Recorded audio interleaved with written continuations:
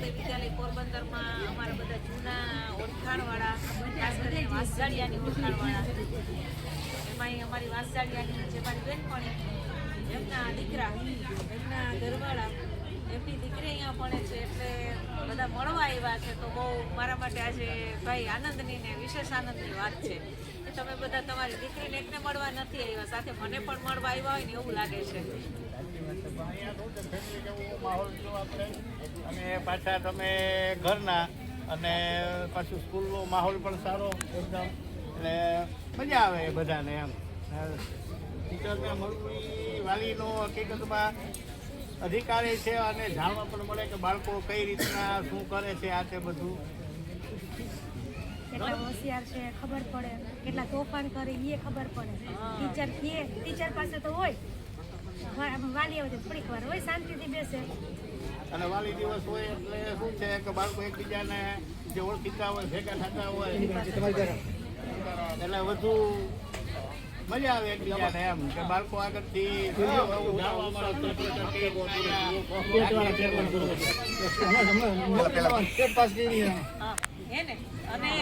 અને અમે અહીંયા આવીએ ને, તમે આવો ને એટલે અમને શું થાય કે તમે બધા સગાવાલાને લેતા આવો. તમારે શું થાય છે, એને ટેટની પરીક્ષા પાસ કરી એટલે મને ખ્યાલ આવે કે ભાઈ ક્યારે એક્ઝામ શું હોય છે. આ તમે આપણે બધા મળીને એટલે એકબીજાનું આદાન પ્રદાન, જ્ઞાનનું આદાન પ્રદાન થાય. અમે તમારી ખેતીવાડીનું પૂછીએ, તમારે આ બિઝનેસ આનો દવાનો ને એનો છે ને ઓર્ગેનિક એગ્રોનો, એટલે અમે જ્યારે આવે ને ત્યારે મને કંઈક ને કંઈક વાત તમે કરો જ કે અત્યારે આ દવા રનિંગમાં ચાલે છે ને આ દવા ચાલે છે. પછી હું એને એમ કીધું બધી ઓલી ઓર્ગેનિક રાખો તમે, તો હવે ઓર્ગેનિક રાખો છો કે નહીં? ઓર્ગેનિક દવા અમે નથી રાખતા. ઓર્ગેનિક દવાનું રિઝલ્ટ હકીકતમાં લાંબા ગાળાનું છે અને અત્યારે ખેડૂતોને ફાસ્ટ રિઝલ્ટ જોઈએ. એ તમારી વાત સાચી કે ખેડૂતોને ફાસ્ટ રિઝલ્ટ જોઈએ છે, પણ હવે તમે તમારો ધંધો છે એવું નથી. આપણે જયારે આઝાદી મળી હતી ને એમાંથી ત્યારે હકીકતમાં આપણે ઉત્પાદન નતા કરતા. આપણે વિદેશથી માલ બધો આપણે ખાવાની ચીજો બનાવતા. આ ખાતર દવા ને બધું આવ્યું ને ત્યાં આપણે નિકાસ કરવા માંડે, એના લીધે જ આપણો દેશ વિકાસે ચડ્યો છે. ખેતી ઓર્ગેનિક થી નથી. તમે વાત કરી સાચી વાત માની લઉં છું કે આ બધું જે ખાતરનું ને ઉત્પાદન કરતા થઈ ગયા રાસાયણિક ખાતર, પછી ઉત્પાદન વધ્યું છે. એમાં ઓર્ગેનિક એ હાવ ખોટું નથી, એવું નથી કે ઓર્ગેનિક એ ખોટું છે. ઓર્ગેનિક એ રાખો, ભેગું આવી જાય છે એ રાખો, બરાબર છે. રોજ ઉત્પાદન મળે.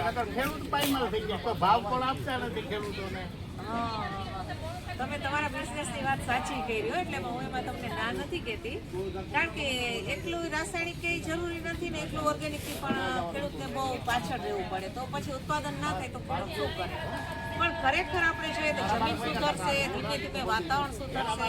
દેશી ખાતરનો ઉપયોગ બહોળો કરે ને તો જમીન પર સુધી બરાબર, એટલે જમીન સુધારણા ઉપર જો વધારે ધ્યાન ખેડૂત આપે, અને એના માટે છાણિયું ખાતર તો પોતે ખેડૂતે દરેકે ઢોર રાખવા જોઈએ. મને યાદ છે કે હું નાની હતી ત્યારે અમે 6 ભાઈ બહેન, અમારા મા બાપને 6 થી જાજા ઢોર હતા. એટલે અત્યારે છે ને આપણે કામ કરવા પ્રત્યેનું જે તોય હજુ ગામડામાં તો કામ કરી શકે છે, પણ કામ કરવાની જે આપણે ટેકનિક છે એમાં ઘણો સુધારણા આવી છે, પણ આપણે ઢોર રાખતા બંધ થઈ ગયા છે. ઢોર રાખે ને તો જ ખેતી કામની, અથવા તો કાંઈ એવા વ્યવસ્થિત ખાતર ઓર્ગેનિક લે અને જમીન સુધારણા, જમીન બગડે નહીં, અથવા ઘણું બધું હજી ઓર્ગેનિક આવે છે એનો ઉપયોગ કરે તો જમીન સુધારણા પ્રત્યે આપણે થોડાક વળાંક વળીએ. બાકી આપણે જાણીએ છીએ જમીન તો બગડી જ ગઈ છે. પૃથ્થકરણ કરવું જોઈએ.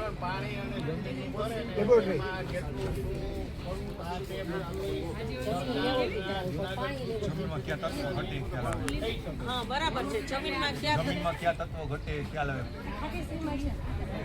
અચ્છા, ગૌશાળામાં ખાદ્ય ગૌશાળામાં બનાવે છે. પણ મેડમ એમાં એવું છે કે અત્યારે છે ને જનરલી પેલા આપણા વડવાઓ પાસે 100 વીઘા 150 વીઘા જમીન હતી. અત્યારે એમાં કટકા થતા જાય અને સંતાનોને ધીરે ધીરે કરતા ભાગમાં કટકા થતા જાય. એટલે 5-10 વીઘા છે. તો નકરું આપણે ઓર્ગેનિક તરફ જઈને તો આમાં ખાવાને ઘટે, પોતાના ઘરના ખર્ચાને ઘટે એવું છે. બરાબર, આ તમે એકદમ વાસ્તવિક વાત કરી છે. ભાઈ ખેતી જ કરે છે.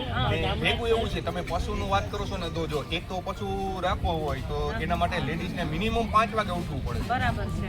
અત્યારની પેઢીને અટણ કોઈને વહેલું ઉઠવું પોસાતું નથી. એમ કે સાંજે 12 ના 1 વાગે ને તો ચાલે, પણ સવારે જો એને 5 વાગે ઉઠવું એને બહુ અઘરું લાગે એમ.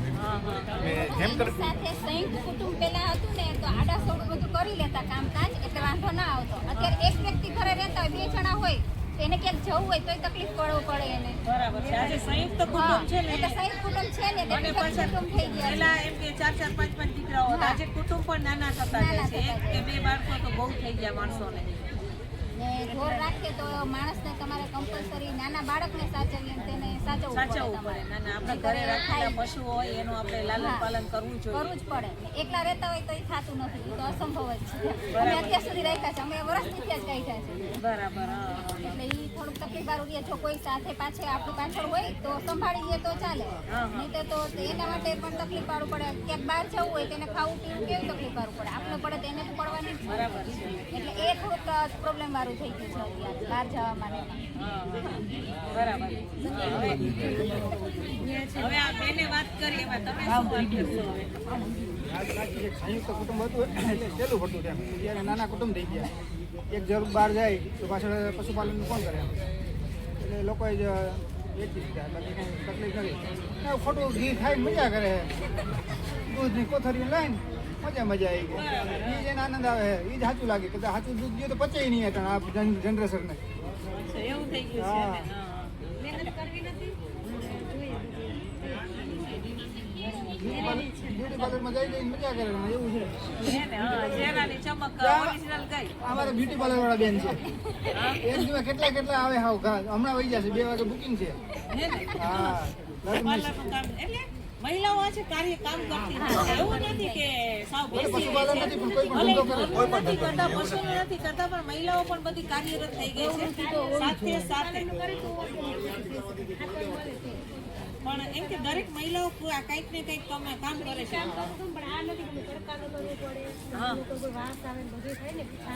હા, એ વાત તમારી બરાબર છે. ફોરેનની જોડે જ આપણે જમાવું છું. અત્યારે બધા જેટલા ઘરમાં વ્યક્તિ છે એટલા બધાએ જો કામ છે તો જ વ્યવસ્થિત જીવન જીવી શકશે. કારણ કે ખર્ચા બધા જીવી જોઈએ. બરાબર, સાવ સાચી વાત કરી તમે. સ્કૂલના ખર્ચા એટલા તો તમે તો ભાગ્યશાળી. આ બેન તમે ભાગ્યશાળી કે તમારો આ દીકરો અહીંયા છે, તમારી આ દીકરી અહીંયા છે. આનો છોકરો છે. તો તમે તો ભાગ્યશાળી કહેવો કે તમારા છોકરાઓ અહીંયા ભણે છે. એટલે ખરેખર તો હું તમને એમ કહું કે તમારા છોકરા અહીંયા 6 થી 12 ધોરણ સુધી ભણશે ને તો વર્ષના 2 લાખ રૂપિયા ઓછામાં ઓછા માની લે એટલા રૂપિયા આવક કમાણી કરતા થશે. આ ચોથામાં તમે પૈસા ઇન્વેસ્ટમેન્ટ કર્યા, તમે સમયનું ઇન્વેસ્ટમેન્ટ કર્યું. પણ यस सर, आपकी रात देख रही थी. कब सर आए और थोड़ी हमारे ये जो हमारे गांव के ही है. हमारे तो हाउस के हैं. तो आपको तो बताना ही चाहिए. सब ब्लॉग चल रहा है. साथ को तो सब पता है हमारे. ये ना, ये हमारे इनकी मम्मी है ना, वो मेरी बहन होती है, मतलब हमारे गांव के परिवार के इनके ये भैया के मंदिर पापा. तो आप तो सही काम पकड़ाया. તો એક આ નવોદયનું કેવું કે અમે પણ તમારી સાથે એટલા એટેચ થઈ જાય, સંકળાયેલા અમે એમ.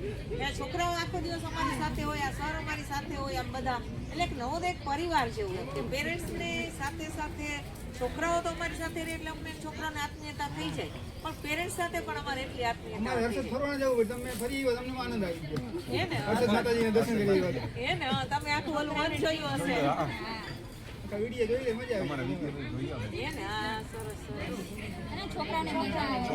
નાના છોકરાઓને ઈ તો છે ને ખાસ અને ખાસ તો આ 10મા ધોરણની બોર્ડ એક્ઝામ હતી ને એટલે સરે શું કીધું કે બોર્ડ એક્ઝામ વાળા છોકરાઓને થોડાક રિફ્રેશમેન્ટ મળી જાય, થોડુંક આમ એન્કરેજમેન્ટ થઈ જાય ને હજી એક્ઝામ દેવા માટે થોડુંક વધારે પ્રોત્સાહિત રહે, ઉત્સાહ રહે. એટલા માટે આ 10મા ધોરણના વિદ્યાર્થીઓને પણ સરે કીધેલું અને સમિતિ પણ એવું કહે છે.